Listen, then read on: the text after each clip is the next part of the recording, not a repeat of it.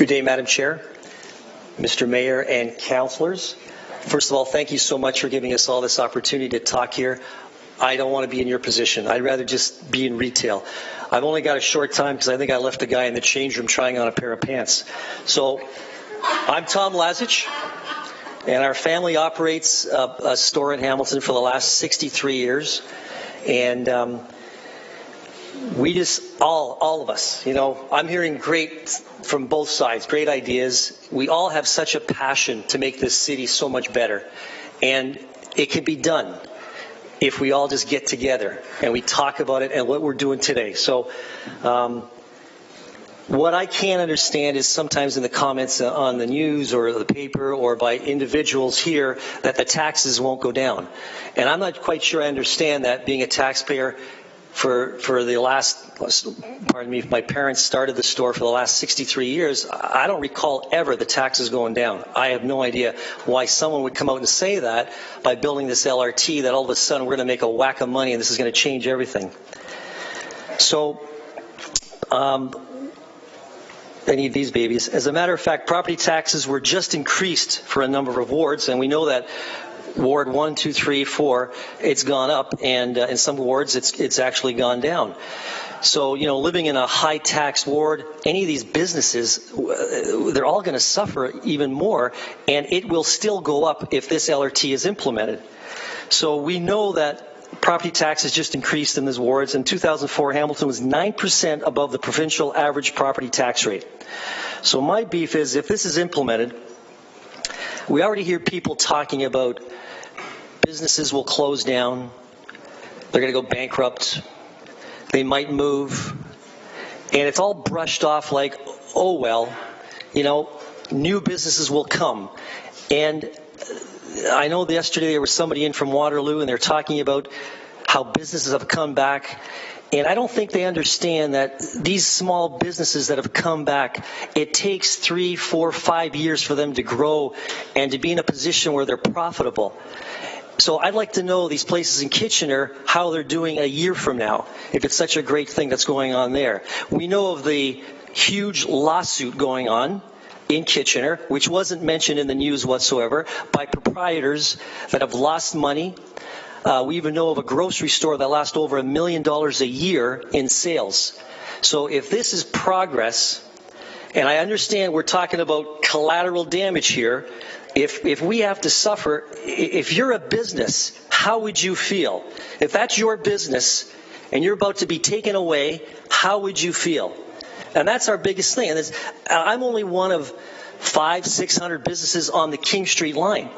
So we just want to put our little voice in, just saying how we don't think closing King Street 5, 6, 8, 10 years, they don't know. Metrolinx has no idea how long this is going to take. No matter what they say, every time they make a plan, it changes.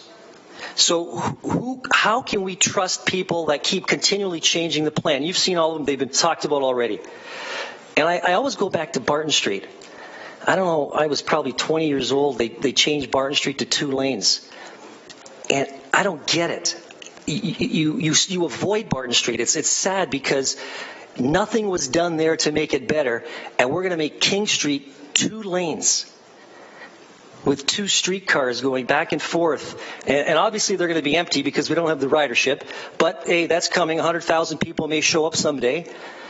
Hamilton has grown on the outside of the city, Waterdown, Ancaster, Stony Creek. It's grown incredible. We're 300,000 inner core. 500,000, the number they got is because of the increase of the amalgamation. With amalgamation came higher taxes also. So one little story, I don't like to talk about this, but it's been bothering us for the last 4 years. We've been trying to fix the outside of our building. We want to put a new facade, and I'm only bringing this up because it appeared in some article, and we had a lot of problems going through it. And one of the problems, or one of the conditions was, we own a piece of property that's joined up to our backyard of the store. So one of the conditions was we had to sever that property on George Street to fix our building on King Street. I didn't quite understand what they were saying, but they said you had to sever it because it's a 1949 bylaw that says you cannot have a property joined up. So we fought it. Not fight, but we had to understand it. And we had to go to the Committee of Adjustment. And with the help, and I appreciate Jason Farr, he did help us quite a bit in getting this resolved. But what happened after was another condition. So to put a facade on our store, put new awnings, we had to give up 10 feet of our property. Tom, sorry, I'm going to, all right, we're going to extend. Moved, seconded, carried. Fine, continue. Go Leafs, go. So after another year, what happened was, and the only reason I'm saying this is we couldn't get it done. So now they want 10 feet of our property to fix the front. That's a condition. So who would do that? Who gives up property to fix the front of any building? Anyways, now we're dealing with other issues with that. So this is only brought up because a professor at Mac wrote an article ridiculing our business, saying a business with a facade badly in need of repair. And it's not fair that someone would say that about our business. It's not fair because he has no idea what we've gone through. I commend and respect those councillors who have been asking the questions. I think it's important that we ask these questions and find out. And I applaud you for sticking up to your conviction, for putting up with the abuse and the bullying. We can have the best transit system in Hamilton if we all work together. It is a known fact that Canadians are more in debt now than ever before. We can't afford this, but more importantly, our kids and future generations won't be able to afford this. The proponents of the streetcar, along with the Premier Wynn's office, say the $1 billion proposed is earmarked for the streetcars only, and that we will lose that money otherwise. I don't think that's how the world works. Do you really think that the government would allow one of the greatest Canadian cities to be left without an opportunity to improve their transit? Our negotiators can and should leverage, for example, 3/4 of that amount to fix roads, bridges, and infrastructure with provincial money, while ensuring buses are added to our HSR, which would save the government hundreds of millions of dollars. If this cannot be negotiated, then maybe we have the wrong negotiators. We do not need to see any more unforeseen expenses or change of plans by Metrolinx. I believe it would be fiscally irresponsible if we vote this and support this. We still did not have a clear picture of the cost to run the LRT. The EA was established in 2011 with very little updated information. And it seems to me the less we know, the better it is for Metrolinx. Thank you. Thank you, Tom. We have some questions. Councillor Jackson and then Councillor Whitehead. Thanks, Madam Deputy Mayor. Mr. Lazich, thank you very much for coming in. As a former small business owner years ago of a couple of coffee shops, I at least can relate to small business. So I understand that perspective and some of the concerns and worries. Can you help me understand through your network from Waterloo? You mentioned it earlier in your speech, because I haven't had a chance to go out. Several of my colleagues have. The mayor offered to take me out. My schedule just hasn't allowed for the days that they've gone out. And I'm hearing conflicting things from Waterloo. I've heard from some pro-LRT sources, only a couple of businesses that all didn't survive. I thought you say something more significant from a negative impact standpoint. So I know nobody necessarily has the evidence right in front of them, the actual hard data, unless somebody gave it off to them in print. But through your network again, what has been the casualties from what you've heard, Madam Deputy Mayor, through to Mr. Lazich? Well, always the number of stores that have closed up, ceased to exist, how they made it difficult for people to go to their stores. They would put a sign up saying, were still in business, Metrolinx, or I'm sorry, it's Grand Link in Kitchener, would put up a sign saying, we're open for business. It's a pretty little sign and point the direction. This one food store, he talked about every time he put a sign up to get people to come to his store, they would tear it down. So he was having problems. We know of a funeral parlor that closed up. One of our customers owns a Tim Hortons there, and he's at the point where he doesn't know what to do. We just heard of the devastation of these businesses that have gone, and you know, again, I heard that through yesterday's paper that some have come back. I have no idea about that. I have not seen that. Appreciate that. How about this? I think you mentioned about a lawsuit. So the lawsuit is going on. They can't talk about it. They're suing for loss of sales. They're suing for a number of other things that I can't mention. Understood. I've only talked to the gentleman. It's the customer of ours, and he can't come here. We wanted him to come here to talk about it. Because of the lawsuit, he can't go through. It's in the millions of dollars. Okay. So, Mr. Lazich, a couple more questions, please, given your longevity on the corridor. Obviously, you don't buy the LRT economic uplift argument that put this light rail transit, and not only existing investment will increase, but new investment will increase. Lots of people living along the corridor, new condominiums, new office towers. That's the kind of thing that's been portrayed. Well, it's Deputy Mayor, through to Tom, please. Well, it's actually happening now. You can see the growth in our city is starting. People are coming in. Those that come here and say, I'll only build if the LRT will happen, I'm kind of questioning them. They are people that come from Toronto that buy up homes and buildings. They're all in it for themselves, but it's a business. I understand that. So I don't know. I couldn't say 100%, but the city's growing now. You know, I mean, we go to Locke Street, you go to James Street, it's growing, and people are coming. People out of Toronto that can't afford homes. I think there's somebody that came from out of town talking, and it's expensive. Everybody's having a problem, so they love the Hamilton area. Now, we also hear, and again, these are customers that have come, lived on Barton Street, and they've moved back. They got out of Barton Street, they got broken into a few times, and that can happen anywhere. But it's just some are coming and some are going. So what I really see is the outskirts of Hamilton growing and more people coming in. So. All right. How do we fix Hamilton? That's our goal. How do we make Hamilton better downtown? Thank you, Mr. Lazich. Thank you all. Thanks, Madam Deputy Mayor. Thank you, Councillor Whitehead. Thank you for that, Tom. I got the guys in the change room. Yes. Hi, Tom. Yes. Sorry, Mr. Whitehead. Through the chair. I think what I heard, and it was just one area of what Kitchen wanted to do. I think the numbers I heard the regional chair cite was somewhere around 33, and this is not the whole route. 33 closed, or sorry, I think it's 33 closed and 31 opened. Yes, is the numbers they've been putting out there. But that's not the whole corridor. Now, I did travel that corridor yesterday. And it's night and day in regards to the obstruction of what they were doing in those downtown corridors relative to this particular plan.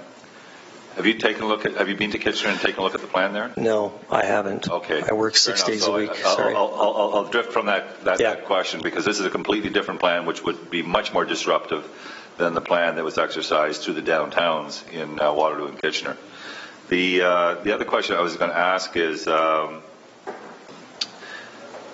the numbers you were talking about in development. So in the last 10 years, and this could be argued on both sides of the ledger. Yeah. So the last number of years, for every 11, 12 units being built outside of the downtown, one was being built in the downtown corridor. The argument for LRT and the argument they're making, and I think even Chris Higgins and other reports would suggest, is that this is about taking an underserviced corridor and optimizing its development by creating a shift of where that development would go as a result of the LRT. Your comment on that? I come back to the closure of King Street for 6 to 8 years. I just don't see how turning it into 2 lanes would benefit our city. I don't know, it's just a major place to travel on, a major artery to travel on. I don't know.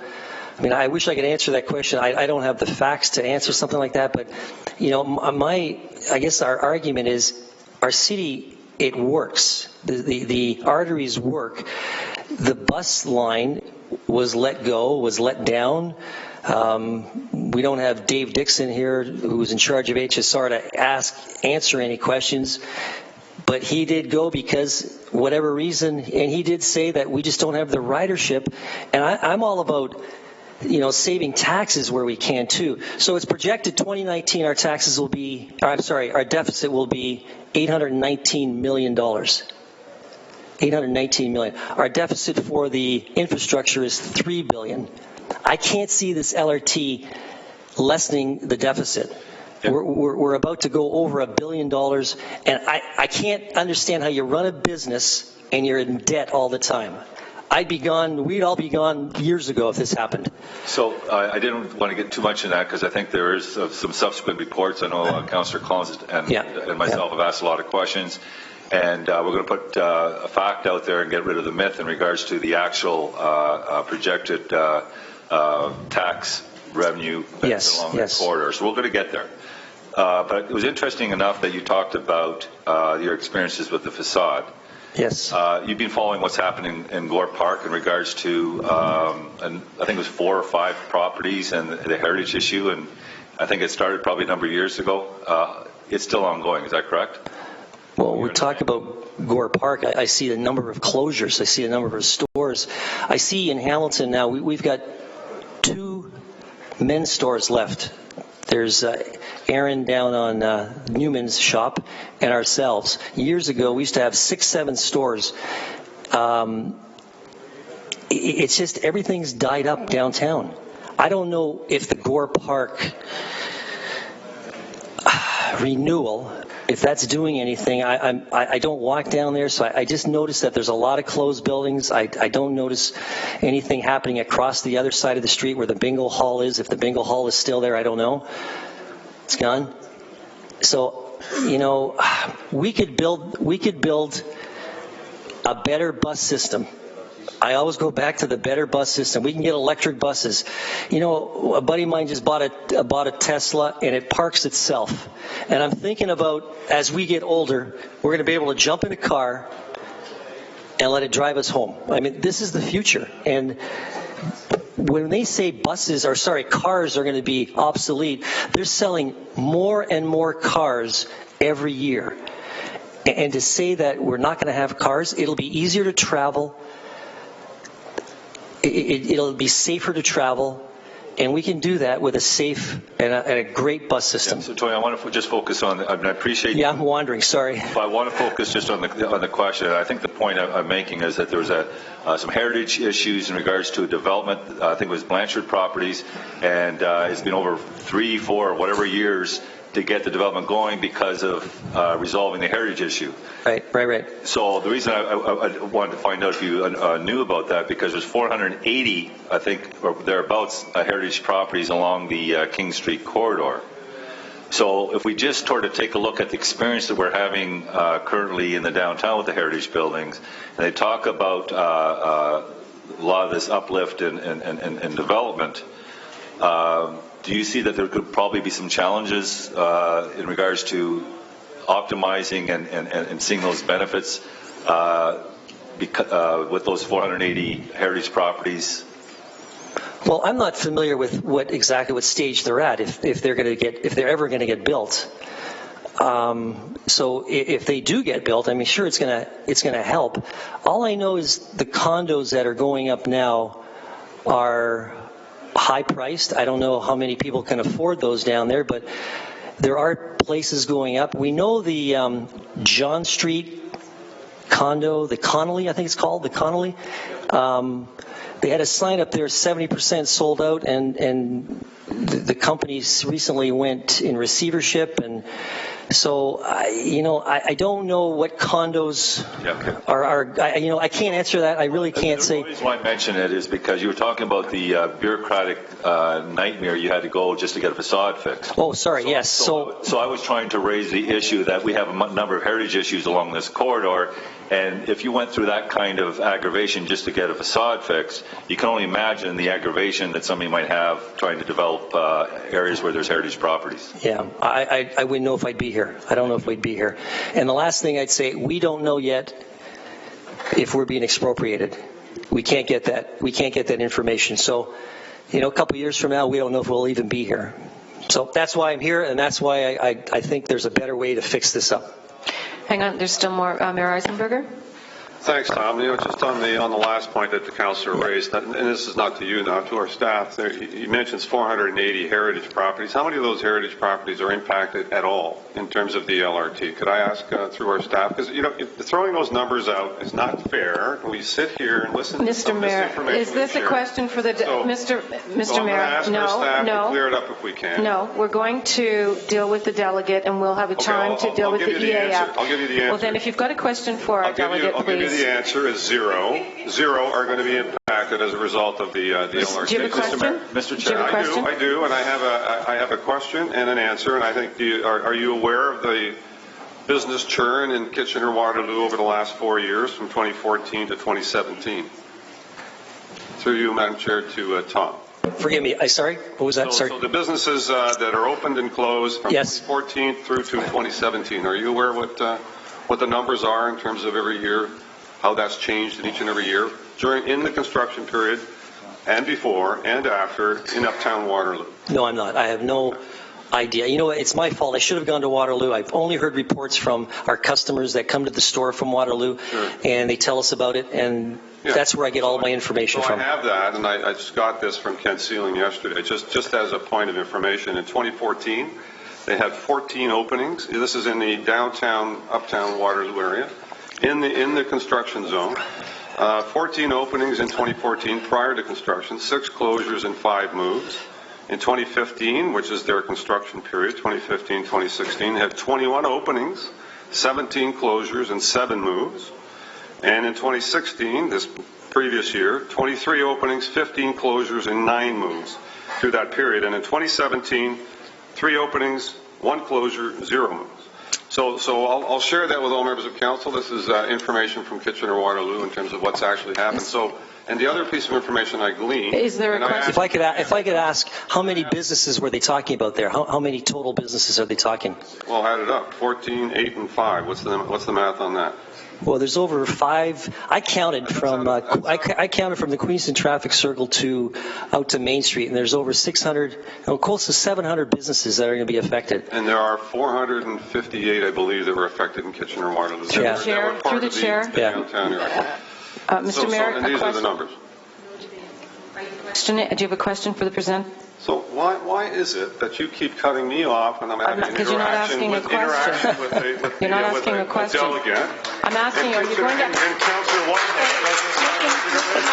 Mayor, if you don't want to ask a question... Don't give me a hard time.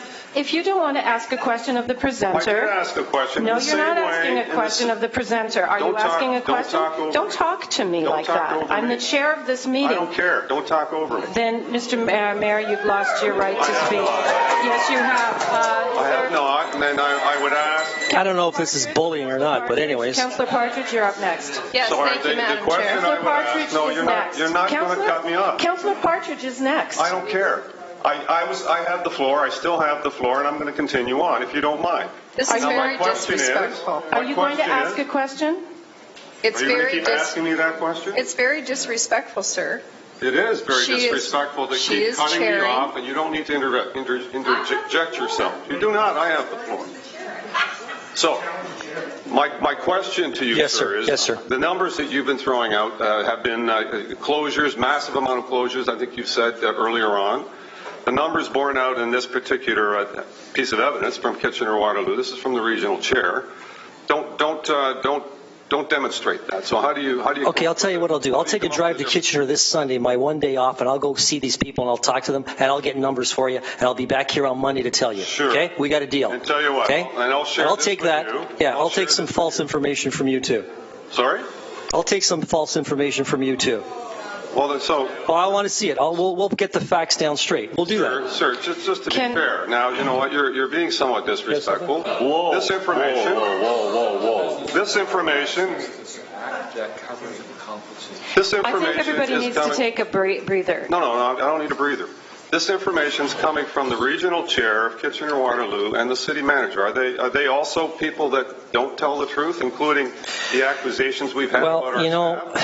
So here's as a business. I'll give this to you. You can assess it if you like. Yeah, that's fine. I will. Sure, I will. I don't want to argue with you either. I just want to make sure that we get accurate information. Absolutely. So I'll get you a copy, and then you're free to go and get whatever evidence that you need. Sure. Thank you. Thank you. Tom, thank you. Councillor Partridge. Thank you, Madam Chair. And thank you, Tom. I really appreciate you coming down. I want to be able to hear myself asking the question. Thank you. I wanted to say that small businesses in our city are hugely, hugely important, and they represent 80% of the businesses in our community. And can you just remind us how long your business has been in business? Since 1954. Since 1954. Thank you. And the building that you're in, is it a heritage building? Has it been designated? I don't think so. It used to be a funeral home. Okay. The original building was a funeral home, and I would say it was, I'm not sure, but I think it was built in the 40s. So I don't know if that constitutes heritage or not. But okay, so you've not been contacted by anyone from Metrolinx with regards to any heritage buildings in your area? We haven't. No. Okay. And it was a former funeral home? A former funeral home. Right. And there are ghosts still there. Do we need to be worried about the guy in the change room?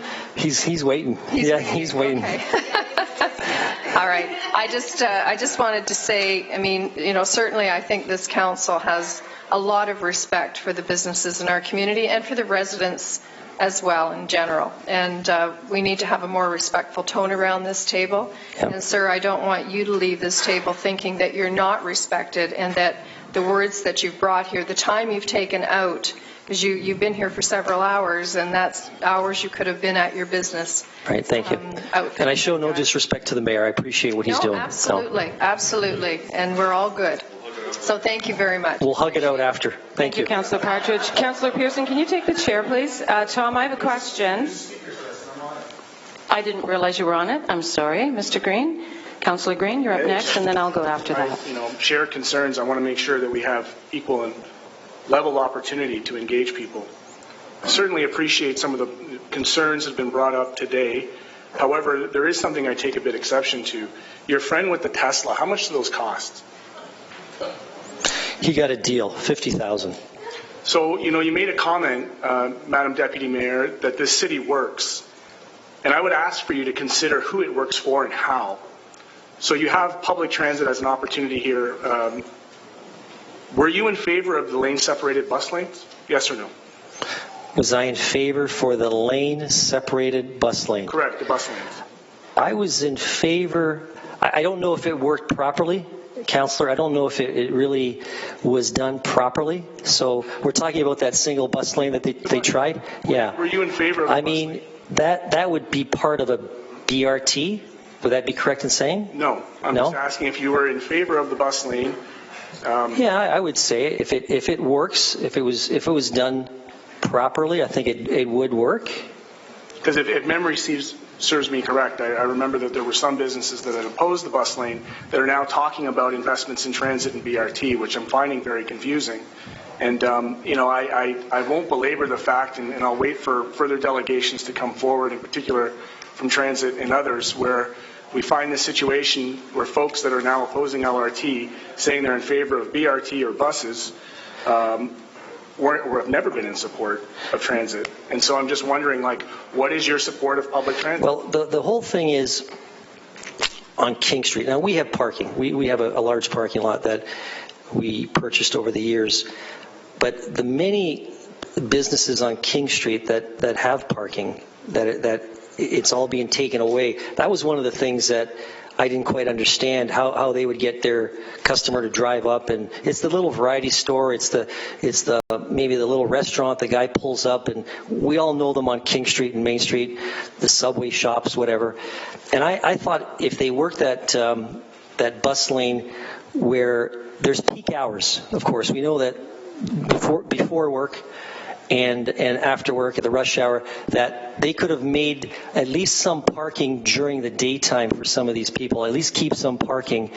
Again, I'm not an engineer in this kind of thing. I only thought that taking away some of the parking for these businesses hurts. And you know, I don't know if you drive, I don't know if you go to a restaurant, you can't find a parking spot if you actually turn away and go somewhere else. I don't know your situation, but I know people that if they can't find parking when they drive downtown Hamilton and there's no parking spots to go to, they continue on to the next spot. I mean, it's a small issue. It was a very simple question, sir, and I asked the question because framed in your set of arguments could be considered by some very classist statements around very what? Very what? Excuse me. I mean, Classless. Classist.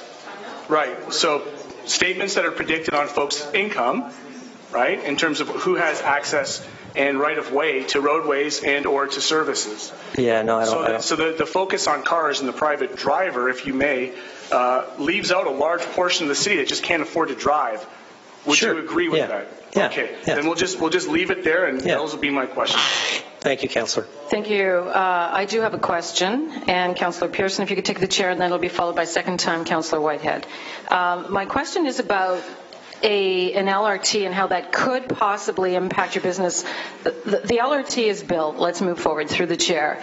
How would an operational LRT impact businesses along the route? And I'm talking about the impact, losing a lane of traffic, parking, etc. How would you, or are you concerned about the impact if the LRT moves forward and it's built? How would that impact your businesses, period, in general? Okay, so going forward, like with our store, it's over 60% of the people come from out of town. We have a lot of people in Hamilton that shop at our store, but we have lots of people that come from all over, you know, if I say all over Ontario. The impact, could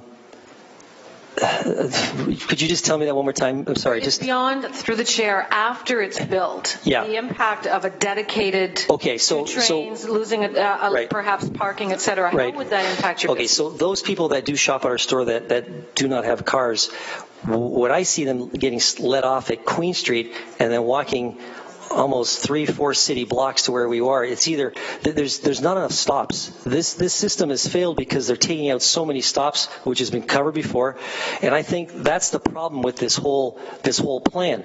They're making it shorter stops. It's not any faster, and we're making it harder for people that are the elderly. Anybody that's in a wheelchair. I know there's a lot of motorized carts going on. I'm over here, Aiden. Councillor. Oh yeah. Okay. Thanks.